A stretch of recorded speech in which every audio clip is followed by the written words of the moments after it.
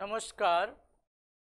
পশ্চিমবঙ্গ সমগ্র শিক্ষা মিশন বিদ্যালয় শিক্ষা বিভাগ পশ্চিমবঙ্গ সরকারের উদ্যোগে বাংলার শিক্ষা ক্লাসরুম 2024-এ সবাইকে স্বাগত। আজ আমি নরেন্দ্রপুর রামকৃষ্ণ মিশনের সহশিক্ষক অঙ্ক বিভাগ। তো আজকের আমরা ষষ্ঠ শ্রেণীর ঘনবস্তুর জ্যামিতিক ধারণা নিয়ে আলোচনা করব। এখন আমি দ্বিতীয় পর্ব নিয়ে আলোচনা করব। চলো আমরা বোর্ডে যাই। প্রথম পর্বে আমরা ঘনবস্তু কাকে বলে, তার ধার, তল ও শীর্ষ সম্পর্কে আলোচনা করেছি এবং প্রিজমের ভূমির বাহু সংখ্যা কত হলে তার ধার, তল ও শীর্ষবিন্দু কত হবে সেই সম্পর্কে আমরা আলোচনা করেছি। এখানে আমরা দেখেছি যে ঘনবস্তুর তিনটি মাত্রা থাকে, দৈর্ঘ্য, প্রস্থ, উচ্চতা, তিনটি মাত্রা থাকে এবং প্রিজমের ক্ষেত্রে আমরা দেখেছি যদি ভূমির বাহু সংখ্যা n হয় তো তার সঙ্গে তল সংখ্যা হবে n+2, ধার সংখ্যা 3n, বিন্দু সংখ্যা 2n ছিল। এবার আমরা দ্বিতীয় পর্বে আরও কিছু ঘনবস্তু সম্পর্কে আলোচনা করব। দেখো, 1 নম্বর আছে চিত্রসহ গোলক ও শঙ্কুর তল, ধার ও শীর্ষ সংখ্যা আলোচনা করো। তো গোলক কাকে বলে? তোমরা ফুটবল দেখেছো সবাই, স্যান্ডউইচ বল, বিভিন্ন রকম প্লাস্টিকের বল, গ্লোব, এগুলো হচ্ছে গোলক, যার আকৃতি গোল। দেখো, আমার কাছে একটা বল আছে, এর একটা গোলক, এর একটা ছোট্ট গোলক। এর দেখো তল কটা? একটাই তল, দেখো বক্রতল, এই একটাই তল আছে গোলকের। এটা হচ্ছে নিরেট গোলক, নিরেট গোলক। এবার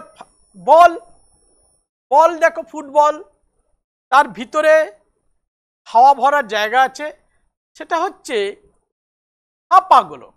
ফাঁপা গোলকের ভিতরে একটা তল থাকে, বাইরে একটা তল থাকে। নিরেট গোলক, ডিউস বলের দেখবে ভিতরে ফাঁকা থাকে না, ওটায় একটা তল থাকে, সেটা হচ্ছে বক্রতল। তাহলে নিরেট গোলকের আমরা কটা তল পেলাম?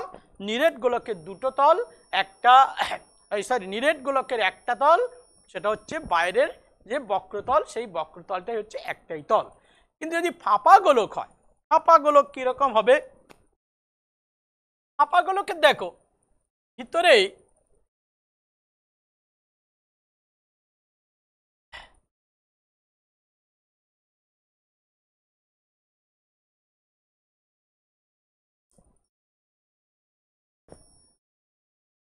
ফাঁপা গোলকের দেখো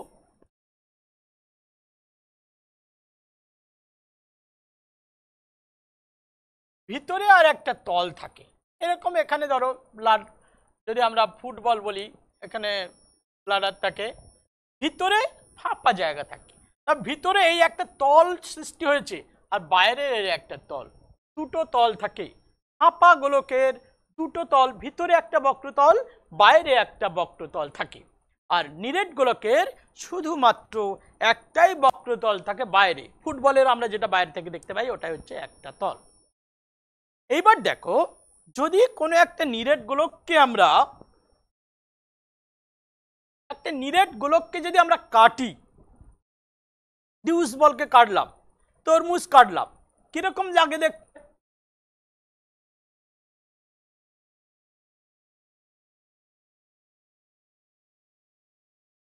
দেখো, তরমুজের যে অংশটা, লাল অংশটা, সেটা কিন্তু একটু এরকম নীরব, ফাঁকা নয়, ওটা একটা দেখো বৃত্তাকার তলের মতো দেখতে, বৃত্তাকার তল,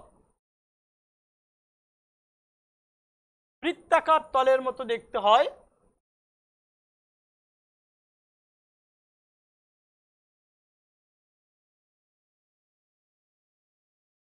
বৃত্তাকার তলের মতো দেখতে হয়।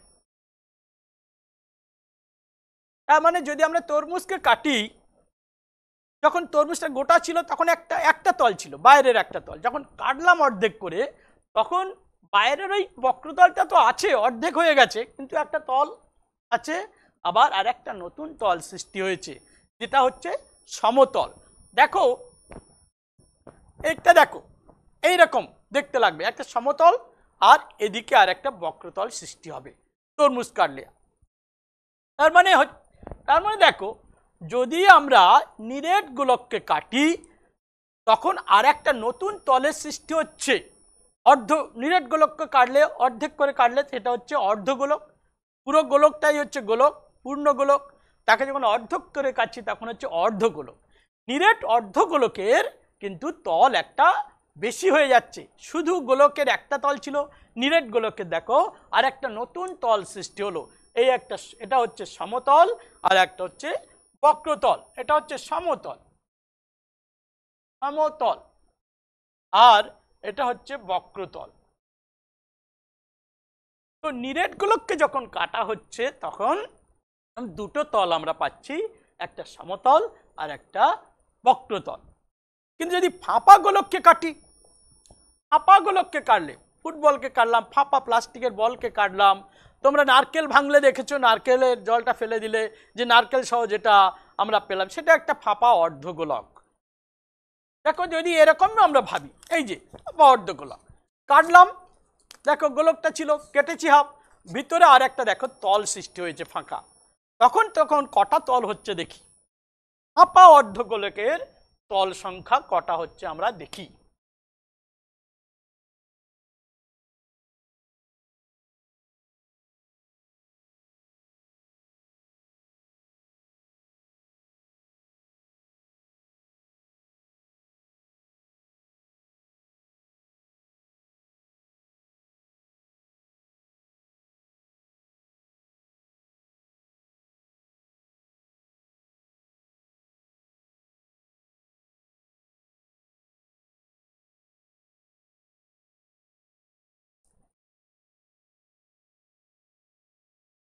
দেখো এইরকম দেখতে লাগবে।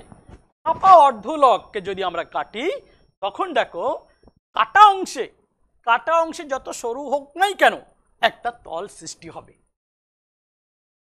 তখন কি হচ্ছে দেখো, ভিতরে ভিতরে একটা তল সৃষ্টি হয়েছে, বক্রতল, বাইরে একটা বক্রতল, আর এই মুখে, কাটার মুখে একটা তল তৈরি হচ্ছে, সেটা রিংয়ের মতো দেখতে, গোলাকার রিংয়ের মতো দেখতে।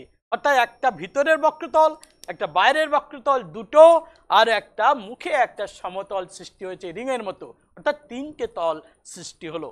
যদি ফাঁপা গোলককে আমরা কাটি, যে অর্ধগোলক পাবো, তাতে তিনটে তল সৃষ্টি হবে, ভিতরে একটা বক্রতল, বাইরের একটা বক্রতল, দুটো বক্রতল, বক্রতল দুটি, আর এই একটা সমতল। তাহলে মোট তল সংখ্যা হয়ে গেল তিনটে, মোট তল সংখ্যা তিনটি। এই পোর্শনটা, এই যে মুখের পোর্শনটা দেখতে কিন্তু এরকমই লাগছে।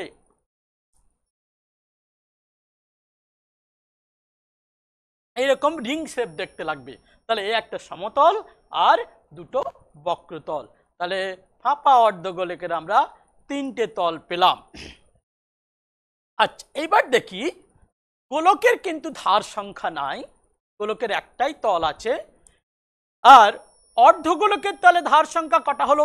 যদি নিরেট অর্ধগোলক হয় তাহলে দেখো এই একটা বক্রতল আর একটা সমতল, এই দুটো তল যেখানে মেশে সেখানে একটা ধার সৃষ্টি হয়, আমরা আগে ক্লাসে আলোচনা করেছি। তো নিরেট অর্ধগোলকের ক্ষেত্রে কি হচ্ছে, এই একটা সমতল আর একটা বক্রতল মিশে এই একটা ধারের সৃষ্টি হয়েছে। তো একটি ধার, ধার সংখ্যা একটি, নিরেট অর্ধগোলকের ধার সংখ্যা একটি। ফাঁপা অর্ধগোলকের ধার সংখ্যা কটা দেখি?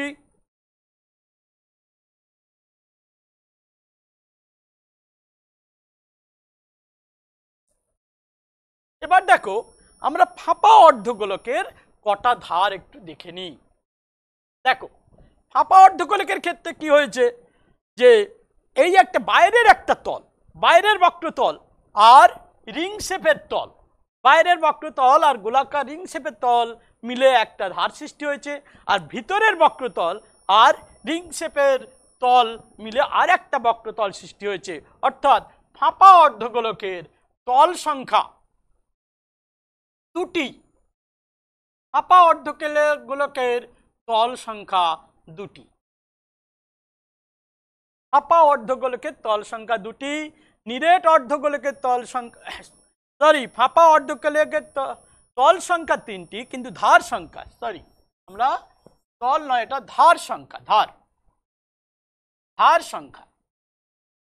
ফাঁপা অর্ধগোলকের ধার সংখ্যা হবে দুটি।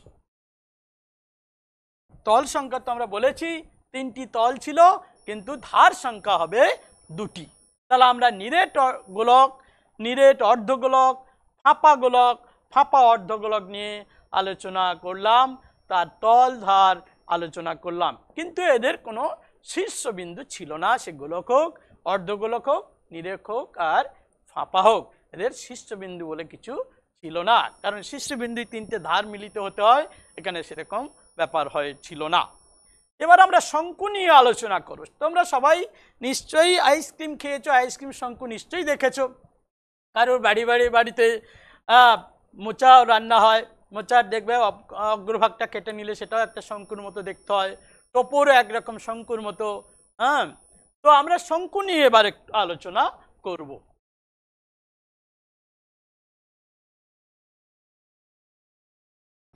দেখো আমার কাছে একটা শঙ্কু আছে, দেখো শঙ্কু দেখতে এরকম, নিশ্চয়ই তোমরা জানো শঙ্কু। এটা হচ্ছে দেখো দুই বন্ধ নিরেট শঙ্কু। আইসক্রিম কোণে যখন আইসক্রিম মুখ একদম কানায় কানায় ভরে দেওয়া হয়, তখন যে এটা দেখতে লাগে সেটা হচ্ছে নিরেট শঙ্কু, দেখতে এরকম দেখো।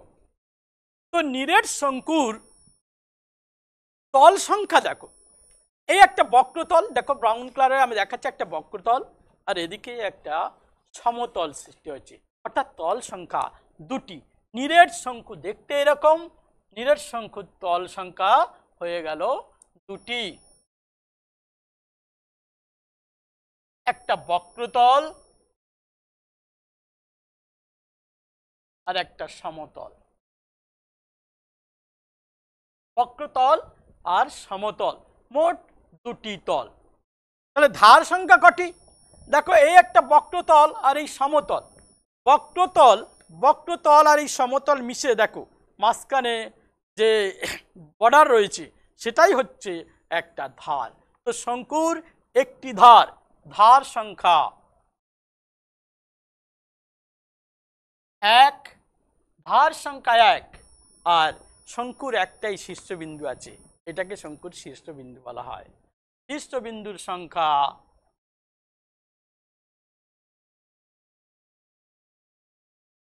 শীর্ষবিন্দু একটি, শীর্ষবিন্দু একটি। তাহলে আমরা নিরেট শঙ্কুর দুটি তল পেলাম, একটা বক্রতল, একটা সমতল, আর একটা ধার পেলাম, একটা শীর্ষবিন্দু। এবার শঙ্কুটা যদি ধরো আইসক্রিম ভরার আগে শঙ্কুটা কেমন ছিল? ভিতরে ফাঁপা, ফাঁপা বলেই তো সেখানে আইসক্রিম ভরা গেছে। তো সেই ফাঁপা শঙ্কুতে কি হচ্ছে, আইসক্রিম ভরার পরে যখন সেটা সলিড হয়ে গেল, আইসক্রিম ভরার আগে শঙ্কুটা দেখো দেখতে, আমি ওই আগের শঙ্কুটাকে একটু তলটাকে কেটে নিলাম, দেখো দেখতে এরকম লাগবে। তাহলে কি হলো, সেই শঙ্কুর কটা তল কটা শীর্ষবিন্দু হবে দেখো, দেখতে এরকম লাগবে। তখন দেখো বাইরে একটা বক্রতল, ভিতরের আর একটা বক্রতল, দুটো বক্রতল আছে, বাইরের বক্রতল, ভিতরে বক্রতল, আর এই দুটো বক্রতল যেখানে মিশেছে দেখো এই একটা ধারের সৃষ্টি হয়েছে, একটা ধারের সৃষ্টি হয়েছে। তো নিরেট শঙ্কুর যেমন তল সংখ্যা দুটি ছিল, ফাঁপা শঙ্কুর দেখো, ফাঁপা শঙ্কুর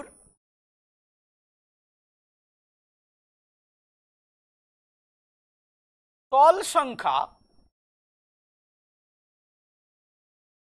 দুটি, দুটি না তিনটি। দেখো দুটো বক্রতল, আর এখানে একটা তল সৃষ্টি হচ্ছে ওই আগের মতো অর্ধগোলকের মতো রিং শেপের একটা তল সৃষ্টি হয়েছে, তল সংখ্যা তিনটি। ফাঁপা শঙ্কুর তল সংখ্যা তিনটি, দুটি বক্রতল, একটি সমতল। দুটি বক্রতল, এই যে সমতল, এইটা সমতল, এই দুটো বক্রতল। শীর্ষবিন্দু কটি? শীর্ষবিন্দু একই ছিল, একটি হবে ওখানে। আমরা এই ভিতরে উপরে শীর্ষবিন্দুটাই একটা শীর্ষবিন্দু ধরে নিই। আর ধার সংখ্যা,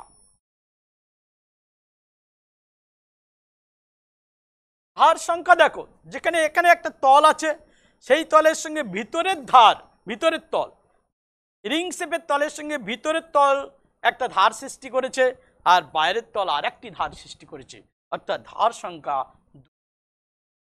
এই হচ্ছে তোমার গোলক, অর্ধগোলক এবং শঙ্কু, নিরেট এবং ফাঁপা শঙ্কুর তল ধার সম্পর্কে আমরা আলোচনা করলাম। এবার চলো আমরা দ্বিতীয় যাই।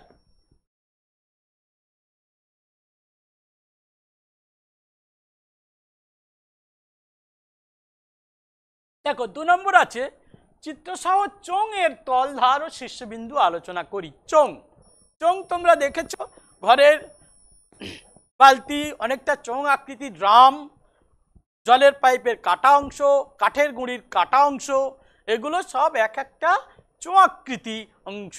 চোং কাকে বলবো না, যে ঘনবস্তুর ভূমি হচ্ছে বৃত্তাকার, শীর্ষ ও বৃত্তাকার কিন্তু একই রকম দেখতে লাগবে, একই রকম আয়ত ক্ষেত্রফল বিশিষ্ট হবে এবং আকৃতি একই হবে, সেটা হচ্ছে চোং। এবং তার পার্শ্বতলগুলো হবে পার্শ্বতল বক্রতলে হবে। এটা চোংটা হচ্ছে এক ধরনের প্রিজম, চোংটাও এক ধরনের প্রিজম, একে বলা হয় বৃত্তাকার প্রিজম। তো দেখতে এরকম লাগছে, দেখো চোঙগুলো দেখতে এরকম লাগে।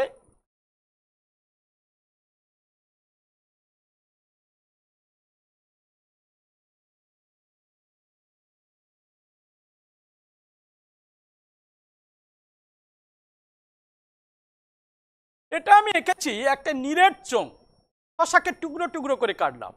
5 টাকার কয়েন, 1 টাকার কয়েন, এগুলো হচ্ছে নিরেট চোং। দুই ধার এদের ফাঁকা নয়, নিরেট ভরাট, শশা টুকরো করে কাটলে যেরকম হয়, দুই দিকে কাটা অংশ এরকম। তো এই চোঙের, এই চোঙকে বলা হয় নিরেট চোং, নিরেট চোং।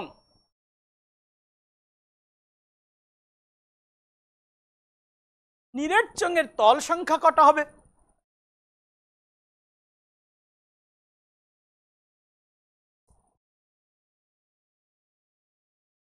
দেখো নিরেট চোং আমি একটা দেখাচ্ছি, নিরেট চোঙের তল সংখ্যা দেখো, নিরেট চোঙের তল সংখ্যা দেখো, বাইরে একটা তল, বাইরে এটা হচ্ছে একটা বক্রতল, এইদিকে দেখো, এদিকে দুটো ভরাট, একদম কাঠের গুঁড়ির মতো দেখতে। তো এই চোঙের তল সংখ্যা কটা? এই একটা বক্রতল আর দুটো সমতল, মোট 3টে তল আছে। তার নিরেট চোঙের তল সংখ্যা হচ্ছে 3। ধার কটা হবে?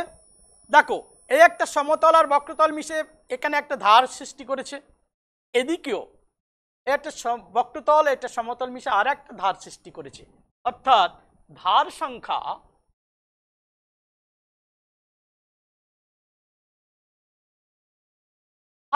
তাহলে কটা হচ্ছে? একটা, দুটো। শীর্ষবিন্দু নাই, এর শীর্ষবিন্দু নাই। এইবার তাহলে আমরা কি পেলাম? নিরেট চোঙের তল সংখ্যা 3টি এবং ধার সংখ্যা পেলাম 2টি। এই চোঙটা যদি এবার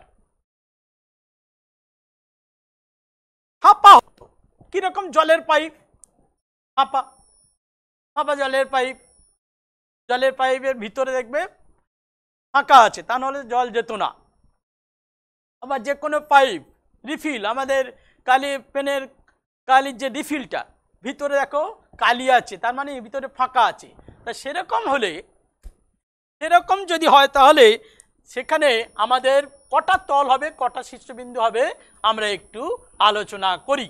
দেখো যদি আমরা ফাঁপা চোঙ একটা আঁকি, দেখতে কেমন লাগছে দেখো,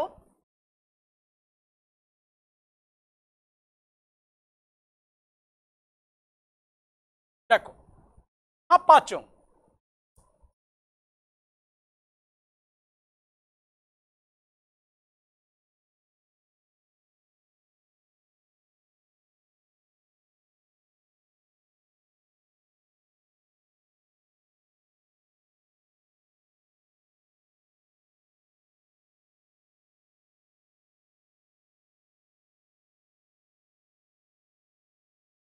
দেখো দেখতে এরকম লাগবে। এইটা দেখো ফাঁপা চোঙ, ভিতরে ফাঁকা, ভিতরে ফাঁকা তোমরা দেখতে পাচ্ছ, একদম ফাঁকা ভিতরে। হ্যাঁ, এটা হচ্ছে ফাঁপা চোঙ। তাহলে ফাঁপা চোঙ হওয়ার জন্য এর তলে দেখো ভিতরে আর একটা তল সৃষ্টি হয়েছে, বাইরে একটা বক্রতল, ভিতরে আর একটা বক্রতল সৃষ্টি হয়েছে। তাহলে দুটো বক্রতল, একটা বাইরে একটা ভিতরে। আর এই দুটোই বক্রতল মিশিয়ে আবার দেখো এখানে একটা তল সৃষ্টি হয়েছে, রিং শেপের সমতল। এদিকেও আর একটা তল সৃষ্টি হয়েছে, রিং শেপের সমতল। অর্থাৎ চোঙটা যখন ফাঁপা হয়ে গেল তখন আবার তল সংখ্যা বেড়ে গেল। তাহলে তল সংখ্যা এখানে দেখো, এটা হচ্ছে সমতল, এটাও সমতল, এটা বাইরে বক্রতল, আর এই ভিতরে আর একটা বক্রতল সৃষ্টি হয়েছে। চারটি, দুটো সমতল আর দুটো বক্রতল। তাহলে ফাঁপা চোঙের তল সংখ্যা কত?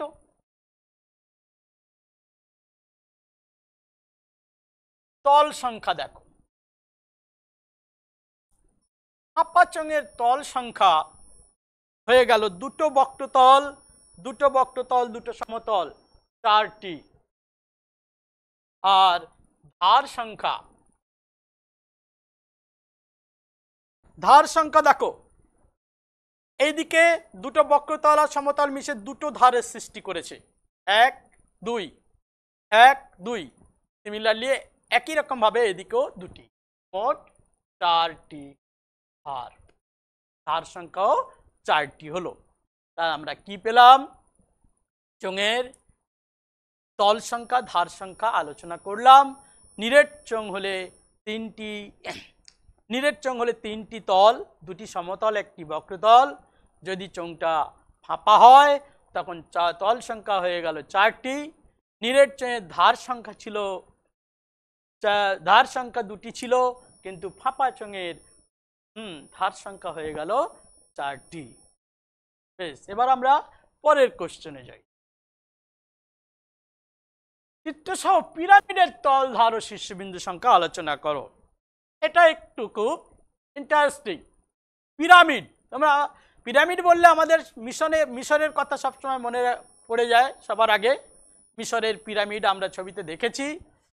তো সেই পিরামিড কাকে বলবো, কাকে এই পিরামিডগুলো কিভাবে আমরা বলবো, কোন শেপটাকে পিরামিড বলবো? তা পিরামিড এমন হবে যার ভূমি ত্রিভুজ, বৃত্তাকার, চতুর্ভুজ, পঞ্চভুজ, ষষ্ঠভুজ, অষ্টভুজ যাই হোক না কেন, পার্শ্বতলগুলো, ভূমিটা ত্রিভুজ, চতুর্ভুজ, পঞ্চভুজ যাই হোক না কেন, পার্শ্বতলগুলো কিন্তু সব পার্শ্বতলগুলি সব সমবাহু বা সমদ্বিবাহু ত্রিভুজ হতে হবে। পার্শ্বতলগুলি সব সমবাহু বা সমদ্বিবাহু ত্রিভুজ হতে হবে। ভূমি যদি চতুর্ভুজ হয় তো 4টি বাহু থেকে 4টি ত্রিভুজ উঠবে, 4টি ত্রিভুজ মানে 4টি পার্শ্বতল উঠবে। আমরা একটু আঁকি।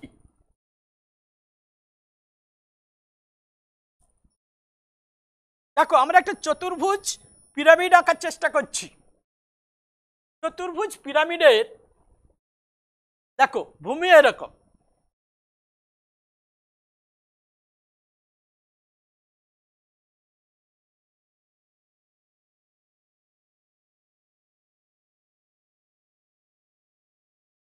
দেখো ভূমি থেকে এই ভূমির এই বাহু থেকে এই ত্রিভুজটা উঠেছে পার্শ্বতল, এই বাহু থেকে এই ত্রিভুজটা গেছে, এই বাহু থেকে ওই ত্রিভুজটা গেছে, এই বাহু থেকে এই ত্রিভুজটা উঠেছে।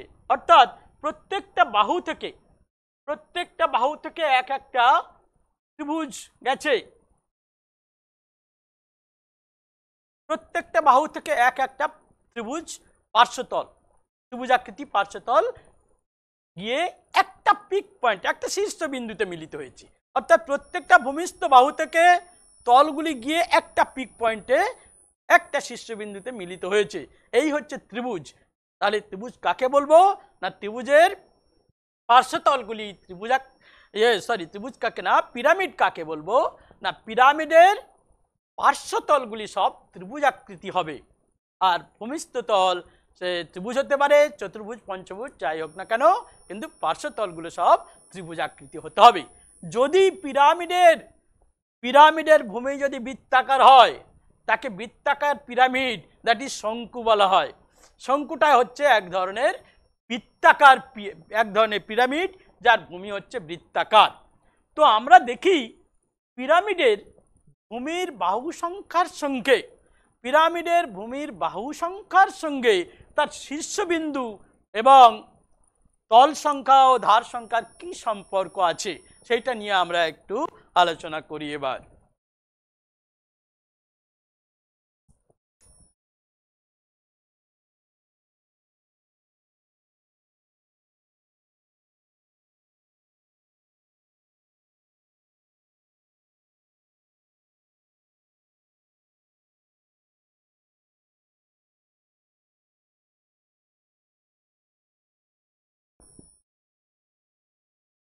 আমরা পিরামিডের ভূমির বাহু সংখ্যা ধরে নিলাম m। যদি ভূমি ত্রিভুজ হয় m এর মান 3, ভূমি যদি চতুর্ভুজ হয় m এর মান 4, ভূমি যদি পঞ্চভুজ হয় m এর মান 5, ভূমি দশভুজ হলে m এর মান 10 হবে। তো ভূমির বাহু সংখ্যা যদি m হয়, তল সংখ্যা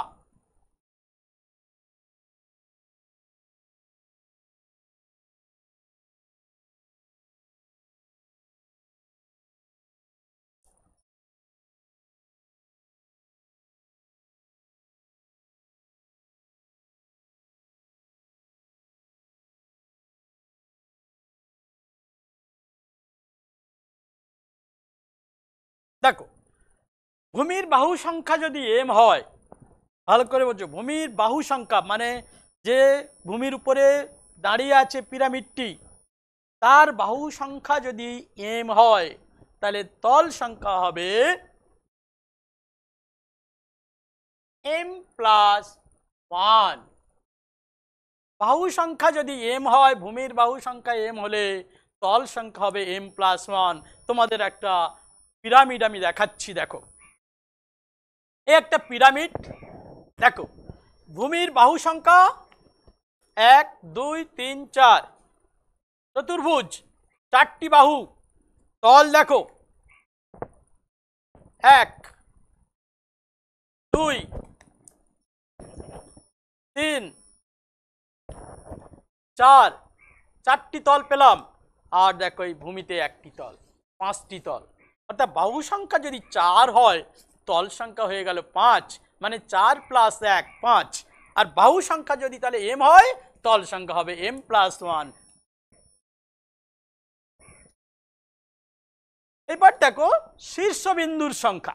শীর্ষবিন্দু এই যে 3টি ধার যেখানে মিলিত হয়েছে শীর্ষবিন্দু, ভালো করে দেখো, 1, 2, 3, 4, আর এখানে একটা শীর্ষ, 5টি। অর্থাৎ ভূমির বাহু সংখ্যা যদি 4 হয়, শীর্ষবিন্দু হয়ে গেল 5টি। ভূমির বাহু সংখ্যা যদি 6 হয়, শীর্ষবিন্দু হয়ে যাবে 7টি। 10 হলে 11টি, m হলে m+1টি। তাহলে শীর্ষবিন্দুর সংখ্যা এটাও m+1। এবার এসে ধার সংখ্যা। এই যে পিরামিডটার ভূমির বাহু সংখ্যা 4টি ছিল, ধার সংখ্যা কটি হবে? 1, 2, 3, 4। এবার দেখো, এই একটা ধার 5, 6, 7, 8, 8টি ধার হলো। অর্থাৎ ভূমির বাহু সংখ্যা যদি 4 হয়, তল ধার সংখ্যা হয়ে গেল 8টি, মানে দ্বিগুণ। যদি ভূমির বাহু সংখ্যা 10 হয়, ধার সংখ্যা হয়ে যাবে 20টি, দ্বিগুণ। ভূমির বাহু সংখ্যা যদি m হয়, ধার সংখ্যা হয়ে যাবে দ্বিগুণ, 2 গুণ m, সব এতটি।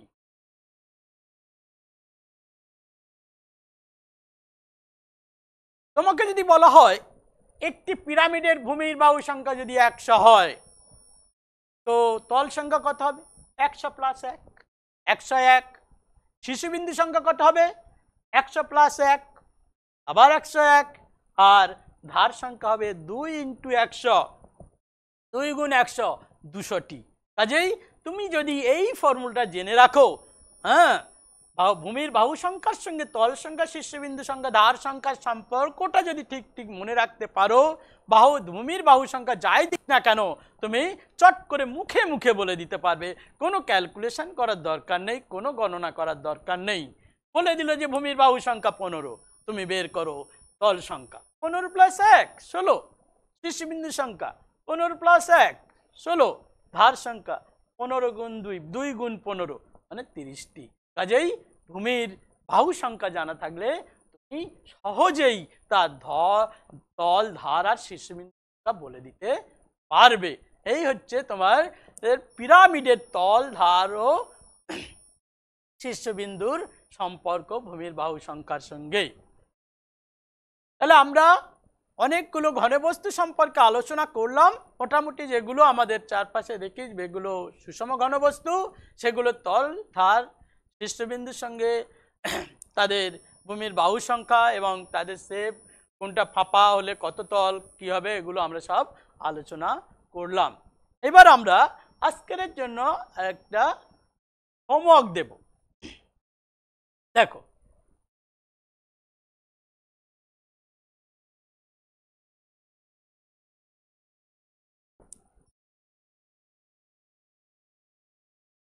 দেখো পার্ট 1 আমরা একটা হোমওয়ার্ক দিয়েছিলাম।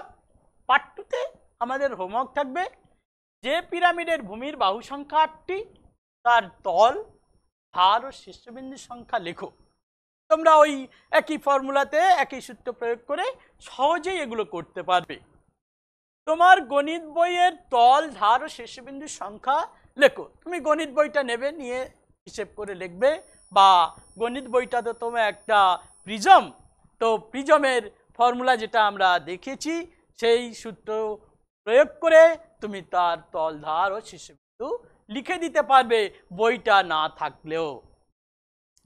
জলের পাইপের তল, ধার ও শীর্ষবিন্দুর সংখ্যা ভেবে লেখো। তোমাদের জলের পাইপ হোক বা ডট পেনের রিফিল হোক, রিফিলের তল, ধার, শীর্ষবিন্দু এগুলো যা হবে পাইপেরও তাই হবে, কারণ রিফিলও ফাঁপাচং, পাইপও ফাঁপাচং আমরা ভাববো। তাহলে তোমরা এই হোমওয়ার্কটা ভেবে লেখো। আজকের এই ক্লাস আমরা এখানে শেষ করলাম। ভালো থেকো।